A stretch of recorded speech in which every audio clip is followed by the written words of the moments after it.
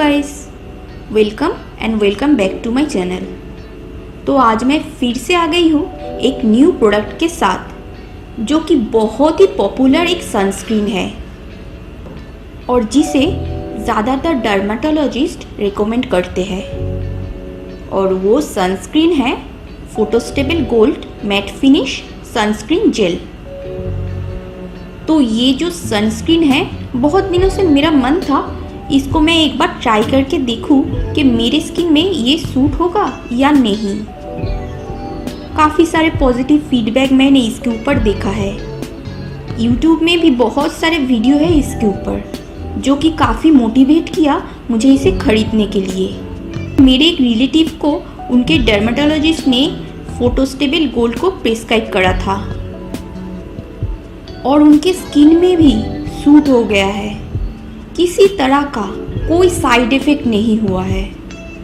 अभी भी वो फोटोस्टेबल गोल्ड को यूज़ करती है और तब जाके मैंने डिसाइड करा अब इसको मुझे ट्राई करना ही है। फाइनली मैंने ऑर्डर कर दिया।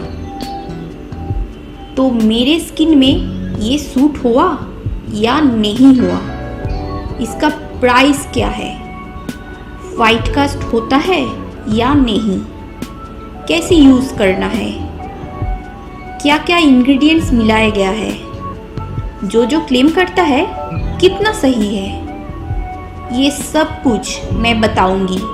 लेकिन उसके लिए इस वीडियो को एंड तक आपको देखना होगा। तो चलिए देखते हैं फोटोस्टेबल गोल्ड सनस्क्रीन जेल कितना स्किन फ्रेंडली एंड इफेक्टिव है। Let's start. पहले तो आप इसका पैकेजिंग देखिए। ये इस तरह के गोल्डन एंड वाइट कलर के बॉक्स में आता है।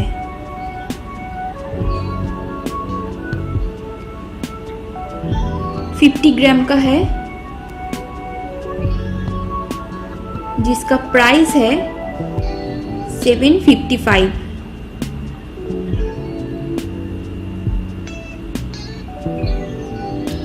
सन फार्मा ने इसे बनाया है।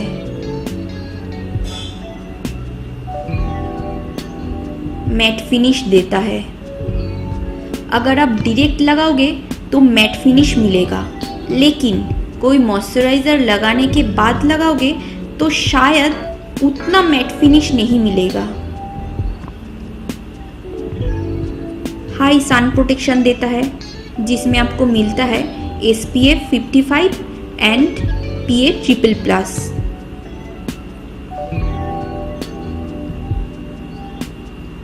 ये क्लेम करता है 12 आवर्स प्रोटेक्शन देता है। कुछ YouTube वीडियोस में मैंने देखा है जहां बोला गया है एक बार लगाने के बाद रीएप्लीकेशन की ज़रूरत नहीं है। इस बात को मैं बिल्कुल भी एग्री नहीं करती हूँ।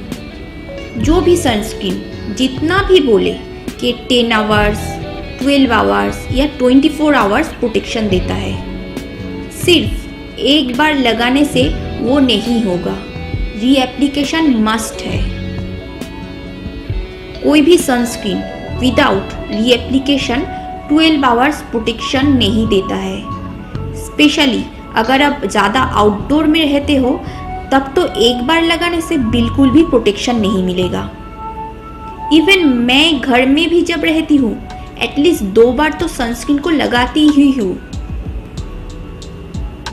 तो और भी बहुत कुछ है जो ये क्लेम करता है और जिसके कारण भी मैंने इसे खरीदा था, जैसे कि नॉन कोमेडोजेनिक है, हाइपोएलर्जेनिक है, वाटर एंड स्वेट रेजिस्टेंट है, ब्रॉड स्पेक्ट्रम सनस्क्रीन है, डर्माटोलॉजिकली टेस्टेड है, नॉन ग्रीसी है, फ्रेग्रेंस फ्री है, स्किन के pH को डिस्टर्ब नहीं करता है। और ये देखिए, ये सारे इंग्रेडिएंट्स हैं जो इसमें मिलाया गया है।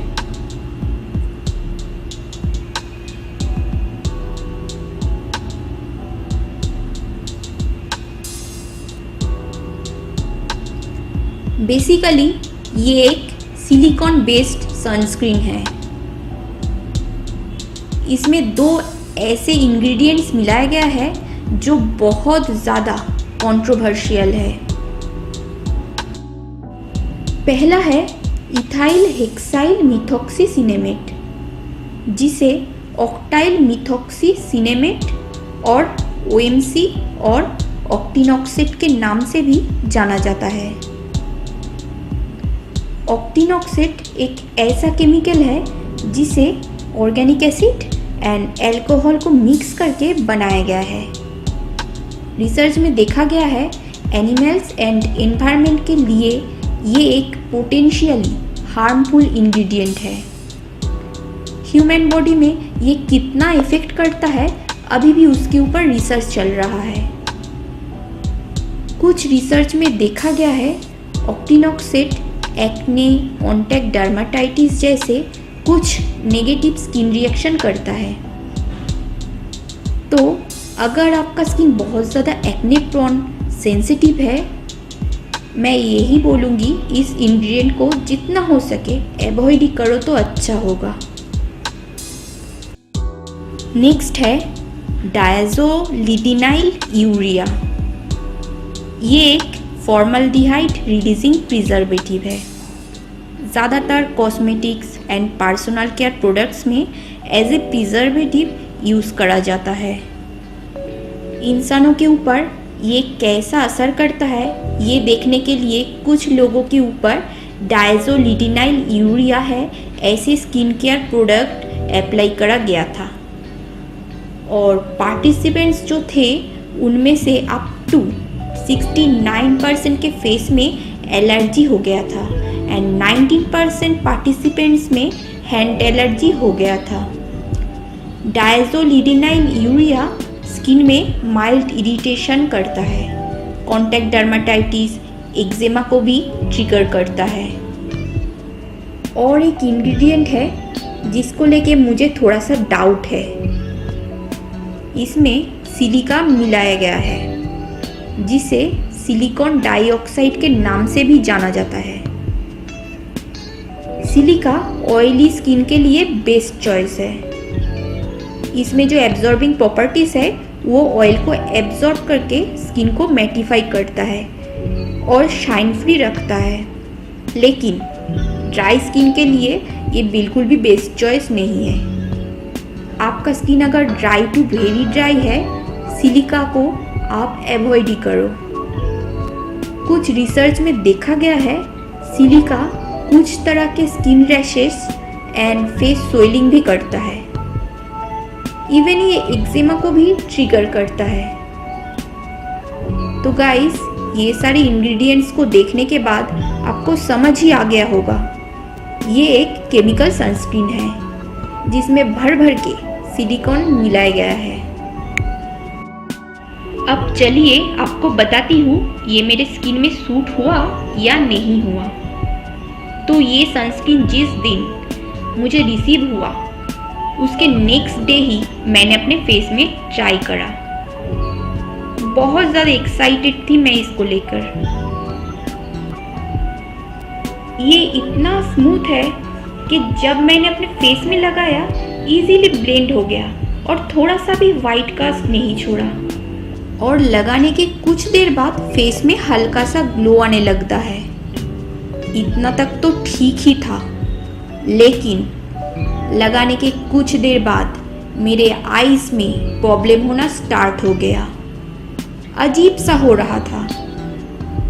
स्ट्रेट देख रही थी तो ठीक था, लेकिन नीचे की तरफ जब भी आईज को कर रही थी धुलधुला सा लग रहा था। क्लियरली दिखने में प्रॉब्लम हो रहा था। लग रहा था जैसे आंखों में कुछ चला गया है। तब मुझे लगा शायद सनस्क्रीन को लगाते समय वो आंखों के भीतर में चला गया होगा। लेकिन गाइस, ये तो बस ट्रेलर है, असली क्लाइमेक्स अभी भी बाकी है। तो कुछ देर बाद अचानक से मेरे फेस में ईचिंग होना स्टार्ट हो गया। बहुत ज़्यादा ईचिंग हो रहे थे और उसके साथ साथ मेरे आईज में जो इरिटेशन हो रहे थे धीरे धीरे वो भी बढ़ने लगा था। दोनों आंखें बहुत ज़्यादा जल रहा था, साथ में पानी भी निकलना शुरू हो गया। फेस में इतना ज़्यादा इचिंग हो रहे थे, मुझसे और नहीं रहा गया। तुरंत जाके फेस वॉश से मैंने फेस को क्लीन कर लिया और उसके बाद मिरर लेके देखने लगी। मेरा पूरा फेस बुरी तरीके से सूज गया था, स्पेशली मेरे आईज। लग रहा था जैसे आईज में स्वेलिंग हो गया है। मेरे राइट चीक में रेड पैचेस जैसा कुछ हो गया था और ज़्यादा रिएक्शन हुआ था मेरे लेफ्ट चीक में। बॉयल जैसा कुछ हुआ था और एक थोड़ा बड़ा सा था जिसमें बहुत ज़्यादा पेन हो रहे थे। लेफ्ट आइज के कॉर्नर में भी वो हुआ था। इतने कम समय के भीतर इतना बुरा स्किन रिएक्शन पहले कभी भी मुझे नहीं हुआ। करीब 1 हफ्ते लग गए थे फोटोस्टेबल गोल्ड से फेस का जो बुरा हाल हुआ था उसे ठीक करने में। दोबारा मुझ में हिम्मत नहीं हुआ कि फिर से मैं एक बार ट्राई करके देखूं। इसे यूज़ करने के बाद मुझे यही लगा ये सनस्क्रीन मेरे लिए तो नहीं है। मेरे स्किन में सूट नहीं हुआ इसका मतलब ये नहीं ये सनस्क्रीन बुरा है। सबका स्किन डिफरेंट है, मेरे स्किन के साथ ये नहीं गया। शायद आपके लिए सनस्क्रीन बेस्ट निकले। मेरी जो रिलेटिव है जिनको डर्मेट ने फोटोस्टेबल गोल्ड प्रिस्क्राइब किया था, इस सनस्क्रीन को वो अभी तक यूज़ कर रही है।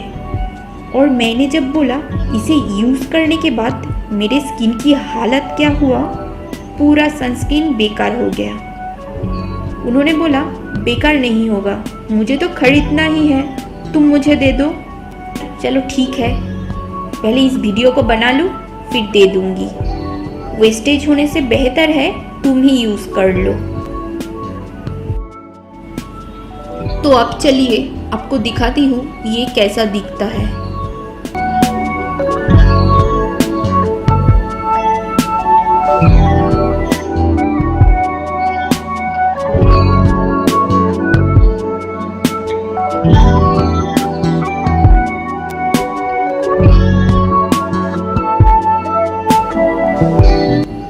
ये देखिए ऐसे वाइट कलर में है।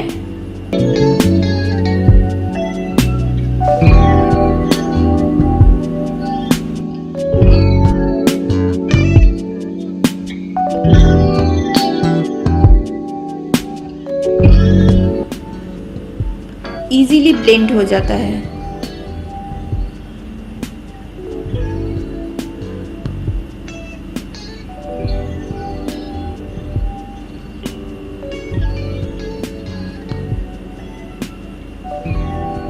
तो गाइस इस सनस्क्रीन को आप एक बार ज़रूर ट्राई करके देखना। अगर आपका स्किन मेरी तरह सुपर सेंसिटिव एंड ड्राई है, ज़रूर एक बार पैच टेस्ट कर लेना। और फुल फेस में लगाने से पहले फेस के थोड़े से एरिया में लगा के देखना। अगर कुछ भी रिएक्शन नहीं होता है तो बेझिझक होकर आप इसे यूज़ कर सकते हो। इसका लिंक आपको नीचे डिस्क्रिप्शन बॉक्स में मिल जाएगा। तो ये था आज का रिव्यू। ऐसे और रिव्यूज़ के लिए जल्दी से मेरे चैनल को सब्सक्राइब कर लीजिए। तो फिर से मिलते हैं किसी न्यू रिव्यू या न्यू वीडियो के साथ। थैंक यू दोस्तों।